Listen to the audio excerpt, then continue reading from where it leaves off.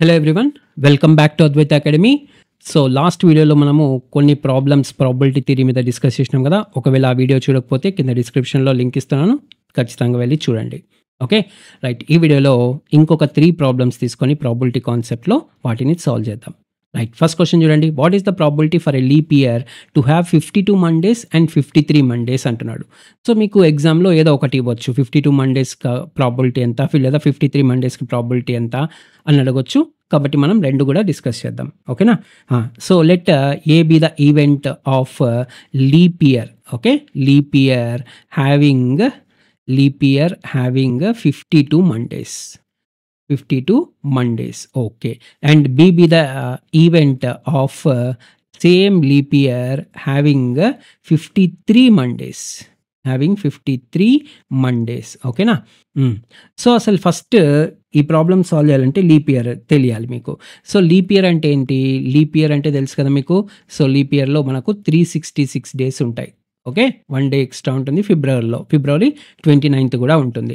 So 366 డేస్లో 52 weeks, దీన్ని ఏ విధంగా రాసుకోవచ్చు మనము? 52 వీక్స్ ప్లస్ 2 డేస్గా రాసుకోవచ్చు. 52 వీక్స్ ప్లస్ 2 డేస్గా రాసుకోవచ్చు. ఈ 2 డేస్ మనకు 52 వీక్స్లో ఖచ్చితంగా మనకి 52 సండేస్ ఉంటాయి, అవునా కదా. ఇప్పుడు మనం మండేస్ గురించి మాట్లాడుతున్నాం కదా. 52 మండేస్ ఉంటాయి గ్యారంటీగా, ఎందుకంటే ఇక్కడ 52 వీక్స్ ఉన్నాయి కాబట్టి. ఈ 2 డేస్ని బట్టే మనం ప్రాబబిలిటీ అనేది డిసైడ్ చేస్తామన్నమాట. సో ఈ 2 డేస్కి మనకు ఎన్ని ఛాన్సెస్ ఉన్నాయి చెప్పండి? ఎన్ని ఛాన్సెస్ ఉన్నాయి టోటల్గా? సో ఎన్ ఆఫ్ ఎస్ ఏం కావచ్చు చెప్పండి? సో ఇక్కడ రాద్దాం. ఎన్.ఆఫ్.ఎస్ ఏం కావచ్చు చెప్పండి? ఆ 2 డేస్ మనకు సండే మండే కావచ్చు. ఎందుకంటే 2 డేస్ మిగిలినాయంటే ఒకటి సండే ఒకటి వెన్స్డే ఉంటుంది, అవునా కదా. రైట్, పక్కపక్కన రోజులే ఉంటాయి, అవునా కదా.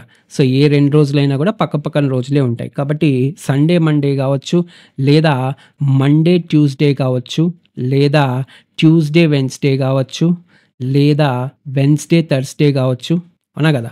వెన్స్డే థర్స్డే కావచ్చు, లేదా థర్స్డే ఫ్రైడే కావచ్చు, లేదా ఫ్రైడే సాటర్డే కావచ్చు, లేదా సాటర్డే సండే కావచ్చు. అంతే, ఇంకా ఏదైనా ఛాన్స్ ఉందా? లేదు. కాబట్టి ఎన్.ఆఫ్.ఎస్ ఈజ్ టోటల్లీ 7. ఇవే కదా టోటల్గా 7 పాసిబిలిటీస్ ఉన్నాయి. ఇప్పుడు మనము P(a) కనుక్కుందాం. P(a) అంటే ఏంటి చెప్పండి? P(a) అంటే the leap year is having only 52 Mondays. Already 52 Mondays ఇక్కడ వచ్చేసినాయి, అవునా కదా. 52 మండేస్ ఆల్రెడీ ఇక్కడ వచ్చేసినాయి. అంటే ఈ 2 డేస్లో మండే అసలు ఉండకూడదు. ఒక్క మండే ఉందనుకోండి, ఈ 2 డేస్లో ఒక మండే ఉందంటే అప్పుడు 53 మండేస్ అయిపోతాయి. అది మనకు సెకండ్ ఆన్సర్ అనమాట, సెకండ్ క్వశ్చన్కి ఆన్సర్ అనమాట. ఓకేనా. సో ఈ 2 డేస్లో మండే ఉండకూడదు. మండే ఉండని ఎన్ని కేసెస్ ఉన్నాయి? ఇక్కడ మండే ఉంది కాబట్టి ఇది తీసుకోం. ఇక్కడ మండే ఉంది, ఇది తీసుకోం. ఇక్కడ ఇది 1 2 3 4 5. ఈ 5లో మనకు మండే ఉందా? లేదు. కాబట్టి ఈ 5 కేసెస్లో ఏ ఒక్క కేసు వచ్చినా కూడా మనకు 52 మండేస్ మాత్రమే వస్తాయి. కాబట్టి what is the probability? 5/7. So టోటల్గా 7 కేసెస్ ఉన్నాయి. అండ్ మండే లేని కేసు, ఎందుకంటే మనకు 52 మండేస్ కావాలి అంటే ఖచ్చితంగా ఈ 2 డేస్లో మనకు మండే ఉండకూడదు. మండే ఉండని కేసులు అంటే మండే కవర్ కాని కేసులు టోటల్గా మనకు 5 ఉన్నాయన్నమాట. సో టోటల్ ఈ ప్రాబబిలిటీ ఈస్ 5/7. అదే మనకు మీకు తెలిసి ఇంక ఇప్పుడు P(b) ఎంత? సో P(b) ఉండాలి అంటే ఈ 2 డేస్లో ఖచ్చితంగా ఇంకొక మండే కూడా ఉండాలి. 1 మండే ఖచ్చితంగా రావాలి. అంటే ఈ 2 డేస్లో ఏదో ఒకటి మండే ఉండాలి. అప్పుడే 52 + 1 అంటే 53 మండేస్ అవుతాయి, అవునా కదా. అదే కదా మనకు బి ఈవెంట్. సో 53 మండేస్ అవ్వాలి అంటే ఖచ్చితంగా ఇక్కడ మండే కవర్ కావాలి. మండే కవర్ ఈవెంట్ ఇంకా ఇదొక కేసు, ఇదొక కేసు, అవునా కదా. ఈ 2 కేసెస్లోనే మనకు మండే అనేది కవర్ అవుతుంది. కాబట్టి what is the probability? 2/7. Probability 2/7. So ఇదే క్వశ్చన్లో మీకు కొంచెం ఎక్స్టెన్షన్ చేస్తాను చూడండి. ఒకవేళ ఇదే క్వశ్చన్లో నాన్ లీప్ ఇయర్కి సంబంధించి ఇదే 2 క్వశ్చన్స్ అడిగినారనుకోండి. సో P(a), P(b) కనుక్కోమని మీకు చెప్పినారు నాన్ లీప్ ఇయర్కి. నాన్ లీప్ ఇయర్ అంటే ఎంత?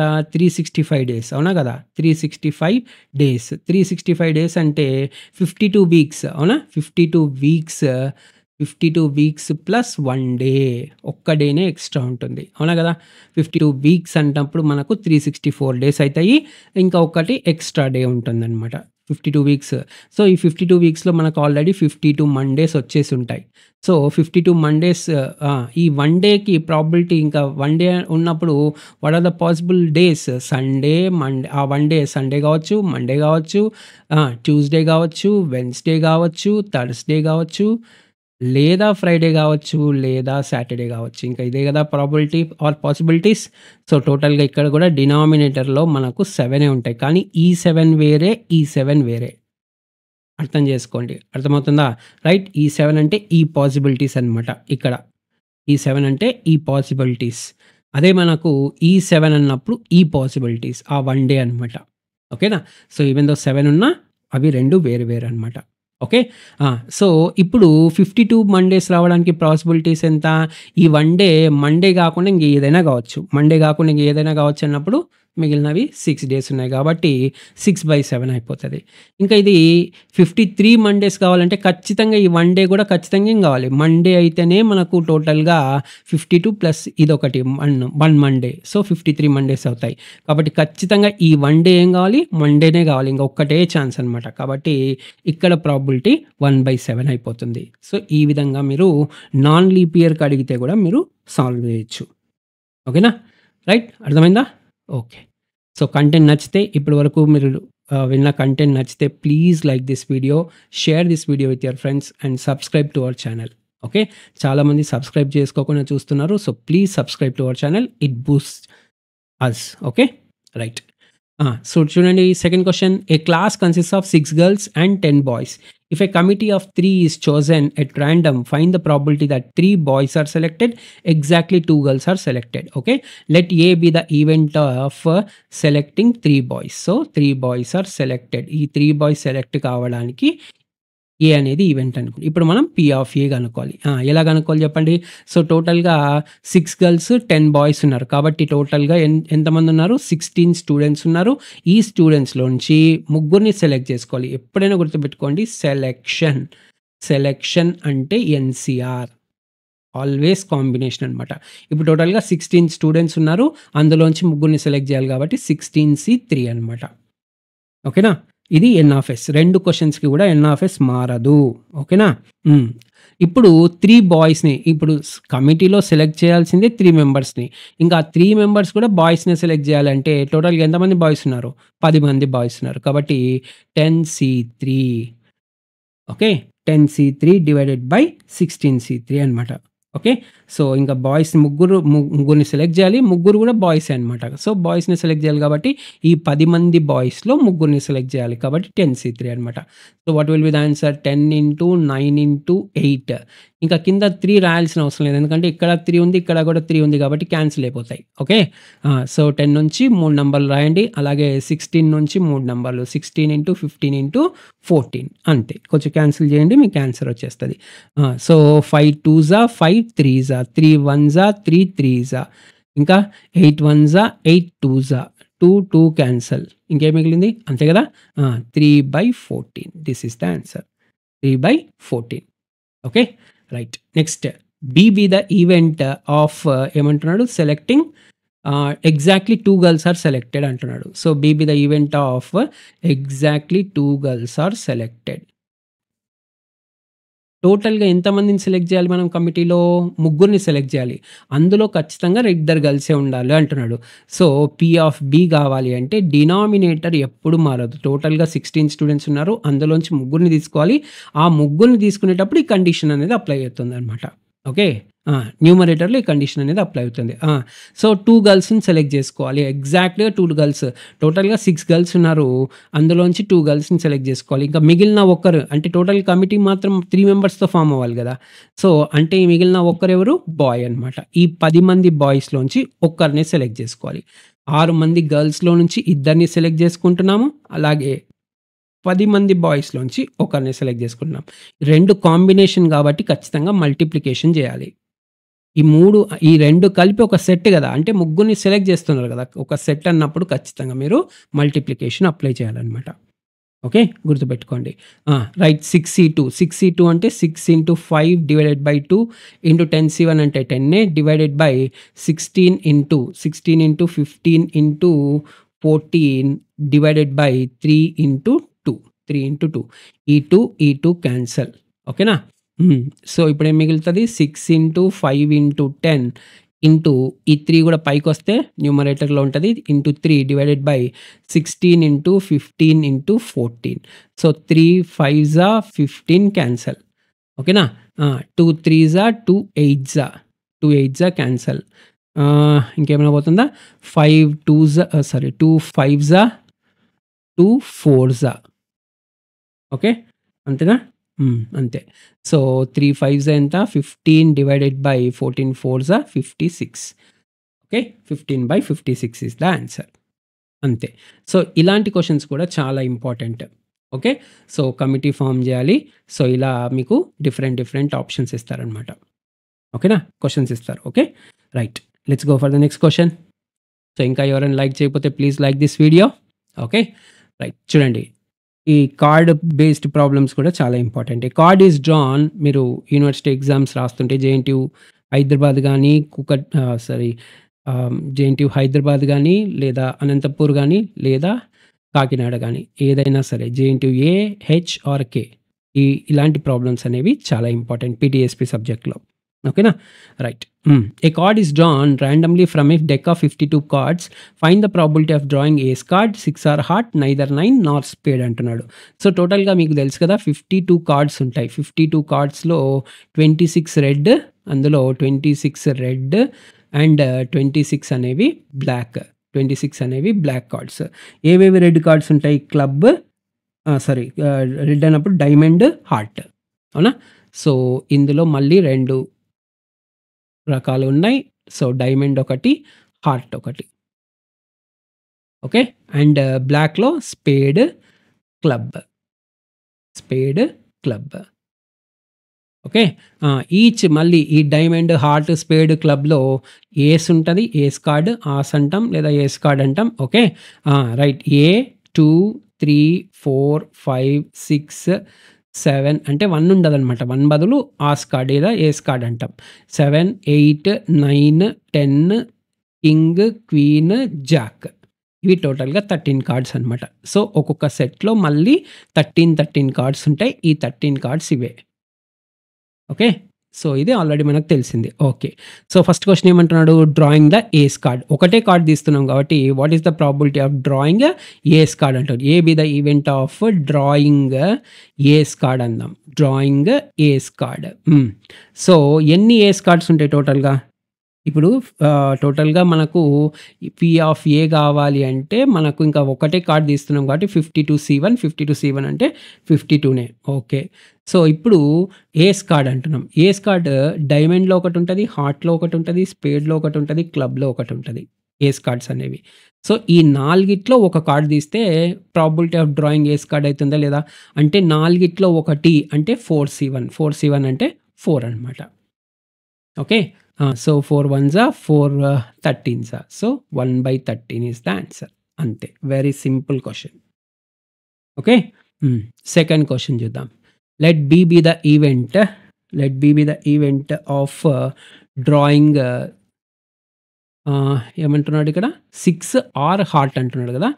Right, so let B the event of drawing 6 from 52 cards okay. Let B the event of drawing 6 card అందాం ఓకే. డ్రాయింగ్ 6 కార్డ్ అందాం. అలాగే C be the event of drawing ఇంకోటి ఏమంటున్నాడు 6 or heart అంటున్నాడు అవునా. 6 or heart, drawing heart card అందాం right. So ఇప్పుడు either or అంటున్నాడు అవునా కదా. సో ఎయిదర్ 6 ఆర్ హార్ట్ అంటే ఇంకా ఎయిదర్ చెప్పకపోయినా ఎయిదర్ ఆర్ అనమాట. సో 6 ఆర్ హార్ట్ అంటే P of B union C అడుగుతున్నాడు. So which is equal to P of B plus P of C minus P of B intersection C okay. P of B అంటే 6 card draw చేయడానికి మనకి ఎన్ని టోటల్గా 6 cards ఉంటాయి. So ఇందులో ఒక 6 card ఉంటుంది, హార్ట్లో ఒక 6 కార్డ్, స్పేడ్లో ఒక 6 కార్డ్, క్లబ్లో ఒక 6 కార్డ్, టోటల్గా 6 నంబర్డ్ కార్డ్స్ ఉంటాయి. సో అందులోంచి ఒకటి తీయాలి కాబట్టి 4/52 ప్లస్ హార్ట్ కార్డ్. టోటల్గా ఎన్ని హార్ట్ కార్డ్స్ ఉంటాయి, టోటల్గా 13 అవునా కదా. టోటల్‌గా నంబర్ ఆఫ్ హార్ట్ కార్డ్స్ ఎన్నున్నాయి? 13. సో, 13 ఈ హార్ట్ కార్డ్ ఒకటి తీయడానికి ప్రాబబిలిటీ ఎంత? ఈ 13లో నుంచి ఒకటి తీయాలి. కాబట్టి 13/52 మైనస్ ఇంటర్సెక్షన్ ఉంటదా? విచ్ ఈస్ బోత్ ఇంటర్సెక్షన్ అంటే which is both 6 and heart. అది హార్ట్ అయి ఉండాలి. అలాగే 6 కార్డ్ గూడా ఉండాలి. ఉంటుంది గదా! ఒక కార్డ్. అవునా గదా! ఎందుకంటే హార్ట్‌లో ఖచ్చితంగా మనకు 6 నంబర్డ్ కార్డ్ ఉంటది గదా! అవునా గదా! హార్ట్ ఈ గ్రూప్‌లో మనకు 6 నంబర్డ్ కార్డ్ కూడా ఉంటుంది కాబట్టి సో, ఇంటర్సెక్షన్ ఉంటుంది విచ్ ఈస్ ఈక్వల్ టు 1/52. ఒక కార్డ్ ఉంటుంది which is both 6 and heart. There is only one card which is both 6 and heart. ఓకేనా? సో, 4 + 13 అంటే 17. 17 - 1 అంటే 16. So, P of B union C ఎంత? 16/52. So, 4 4s 4 13s. Okay. So, answer is 4/13. That is the answer for the second question. Now let's go for the third question. Third question ఏమంటున్నాడు? Neither 9 nor spade. ఇట్లాంటివి చాలా important. Neither నార్ అంటే either ఆర్‌కి opposite. Either are అంటే ఏ ఒక్కటైనా ఉండొచ్చు. 9 nor spade అంటే ఈ 2 ఉండకూడదు అన్నమాట. ఈ 2 గూడా మనకు complementary events. So, probability of neither 9 nor spade. Probability of neither 9 nor spade అంటున్నాడు. ఓకే. సో, దీన్ని ఏ విధంగా రాద్దాం? మనం let us take events.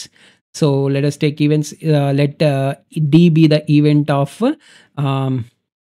Drawing ఎంత అన్నాడు? 9 గదా!